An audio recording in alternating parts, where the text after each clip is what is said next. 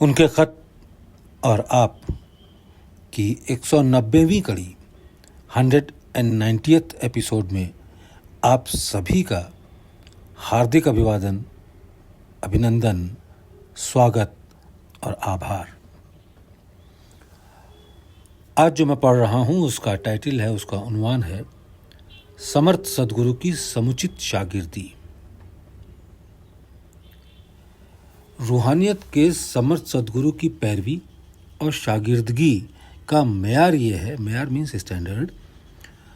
रूहानियत के समर्थ सद्गुरु की पैरवी और शागिर्दगी का मेयार ये है कि इस इल्म पर इख्तियार हासिल हो और उस सिलसिले को फ़रोग माने आगे बढ़ाना, उस सिलसिले को फ़रोग देने की अहलियत पैदा हो, जो कि समर्थ सद्गुरु की अहमियत और निस्बत की खासियत है।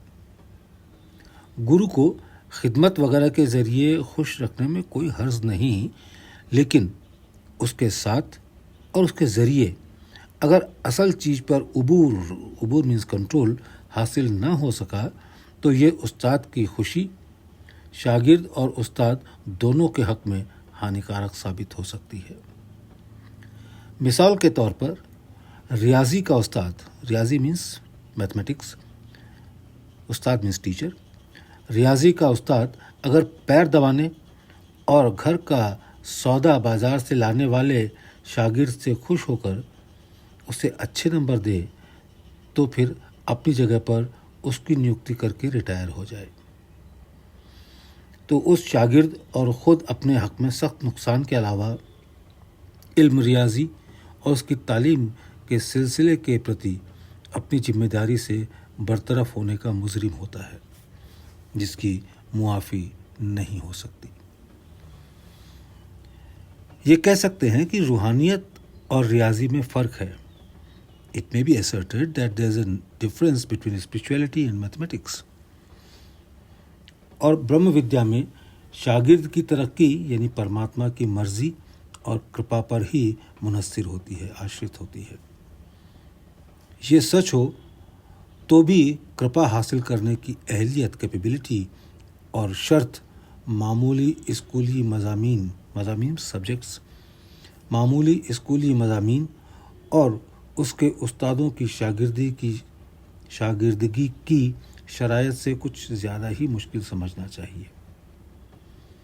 समझ सद्गुरु और परमात्मा बेशक किसी बंदिश के तहत नहीं, लेकिन इसलिए वो हर कसो नाकास की मर्जी के ताबे कृपा करने के लिए मजबूर तो नहीं हो सकते।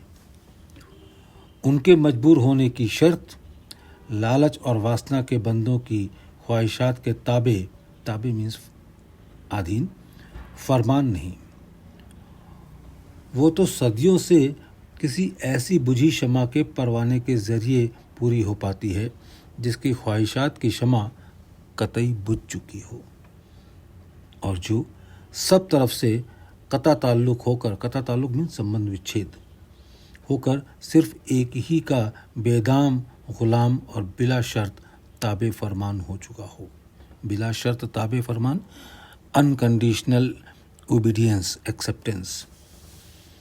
ऐसी अहलियत और शागिर्दगी उन लोगों की मजाल क्यों कर हो सकेगी जो दिन रात मूर्ति की पूजा, खुशामद जैसे गुड़ियों के खेल में मस्त रहते हैं और अपनी मर्जी के मुताबिक कोई बात ना होने पर देवता या खुदा के बुत को फेंकने या उसको जलील करने को तैयार हो जाते हैं, जैसे कि खुदा उनका गुलाम हो।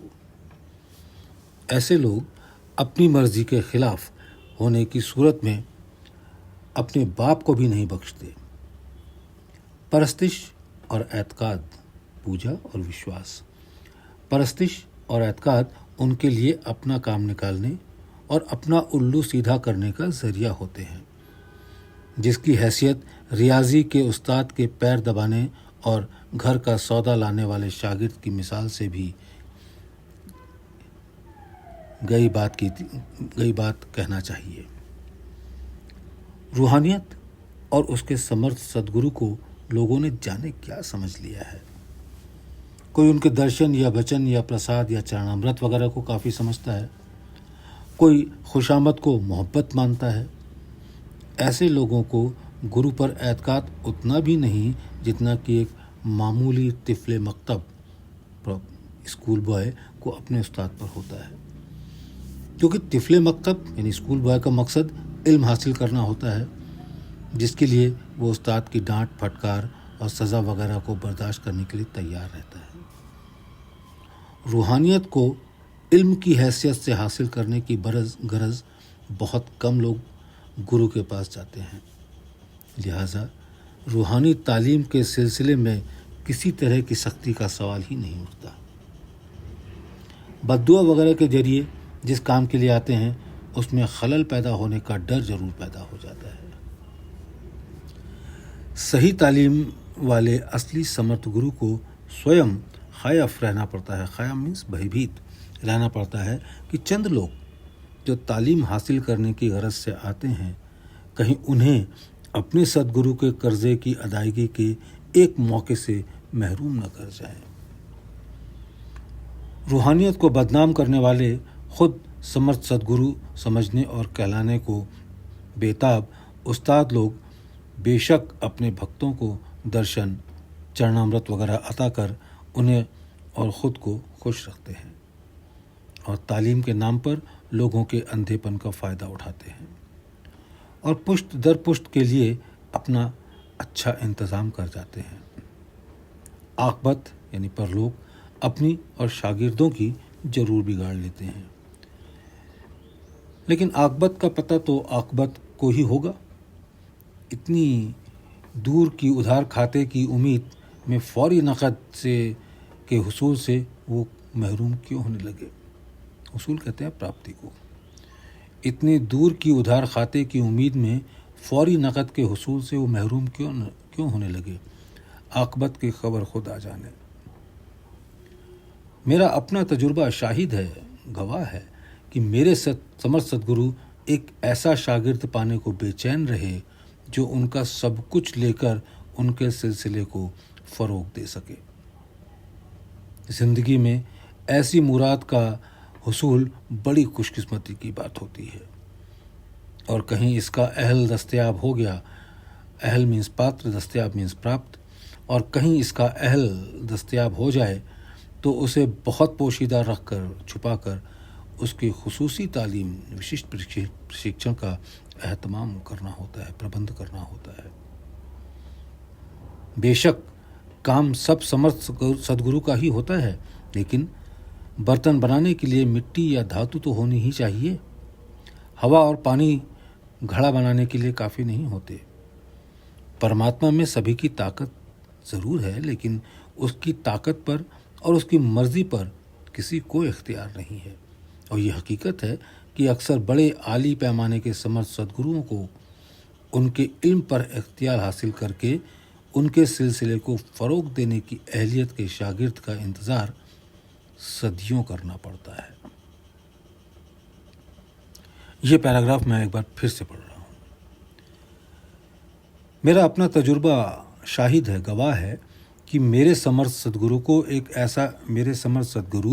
एक ऐसा शागिर्द पाने को बेचैन रहे जो उनका सब कुछ लेकर उनके सिलसिले को फ़रोग़ दे सके।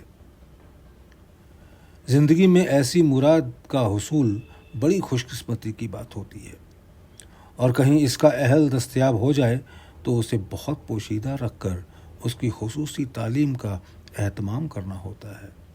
बेशक काम सब समर्थ सद्गुरु का ही होता है, लेकिन बर्तन बनाने के लिए मिट्टी या धातु तो होनी ही चाहिए।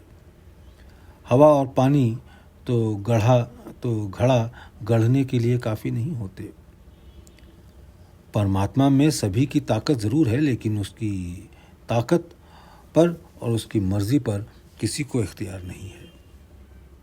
और ये हकीकत है कि अक्सर बड़े आला पैमाने के समर्थ सद्गुरुओं को उनके इल्म पर इख्तियार हासिल करके उनके सिलसिले को फ़रोग़ देने की अहलियत के शागिर्द का इंतज़ार सदियों करना पड़ता है। इसके आगे खैर, जैसा कुछ भी हो, रूहानियत और ब्रह्म विद्या का इल्म पायदार है और रहेगा। पायदार मीन्स टिकाऊ।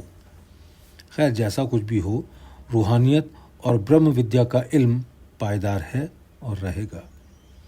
वो शमा क्यों बुझे जिसे रोशन खुदा करे। हम सब तो समर्थ सद्गुरु के काम के लिए मुअय्यन नौकर चाकर ही हैं। मुअय्यन मीन्स नियुक्त, अपॉइंटेड।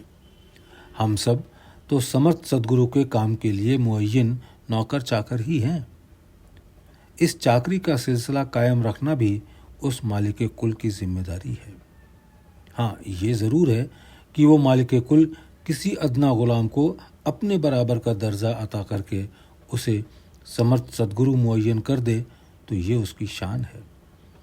लेकिन इस तरह बादशाह के ज़रिए तख्त-ओ-ताज जिसको बख्शा गया हो उसे अपनी हैसियत चाकर या गुलाम से ज़्यादा कभी ना समझना ही उसकी अपनी आन बान है, जिसका मेयार यही है कि रूहानियत के इल्म पर सही मायनों में इख्तियार और उबूर यानी कंट्रोल हासिल हो और उस सिलसिले को फ़रोग़ देने की अहलियत पैदा हो जो कि समर्थ सद्गुरु की अहमियत और निस्बत की खासियत है।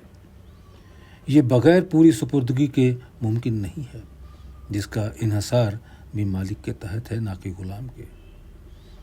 दूसरे उलूम यानी विद्याओं से इस आला इल्म का यही ख़ास फ़र्क है। बहुत बहुत शुक्रिया।